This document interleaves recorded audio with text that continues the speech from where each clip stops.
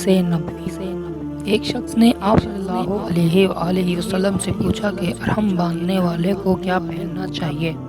آپ صلی اللہ علیہ وآلہ وسلم نے فرمایا کہ نہ قمیص پہنے، نہ صافہ باندھے، اور نہ پاجامہ، اور نہ کوئی سرپوش اوڑھے، اور نہ کوئی زعفران اور ورس سے رنگا ہوا کپڑا پہنے، اور اگر جوتے نہ ہوں تو موزے پہن لے اور انہیں اس طرح کاٹ دے کہ ٹخنوں سے نیچے ہو جائیں۔ صحیح بخاری حدیث نمبر 134۔ احادیث نبوی، رسول اللہ صلی اللہ علیہ وآلہ وسلم نے فرمایا کہ جو شخص حدث کرے اس کی نماز قبول نہیں ہوتی جب تک کہ وہ دوبارہ وضو نہ کر لے۔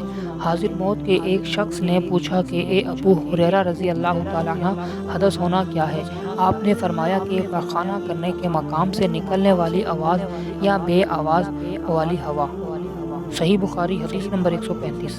احادیث نبوی، رسول اللہ صلی اللہ علیہ وآلہ وسلم نے فرمایا کہ میری امت کے لوگ وضو کے نشانات کی وجہ سے قیامت کے دن سفید پیشانی اور سفید ہاتھ پاؤں والوں کی شکل میں بلائے جائیں گے۔ تو تم میں سے جو کوئی اپنی چمک بڑھانا چاہتا ہے تو وہ بڑھا لے، یعنی وضو اچھی طرح کرے۔ صحیح بخاری حدیث نمبر 136۔ حدیث نبوی، رسول اللہ صلی اللہ علیہ وآلہ وسلم سے شکایت کی گئی ایک شخص ہے جسے یہ خیال ہوتا ہے کہ نماز میں کوئی چیز یعنی ہوا نکلتی معلوم ہوئی ہے۔ آپ صلی اللہ علیہ وآلہ وسلم نے فرمایا کہ نماز سے نہ بھاگے یا نہ مڑے جب تک آواز نہ سنے یا بو نہ پائے۔ صحیح بخاری حدیث نمبر 137۔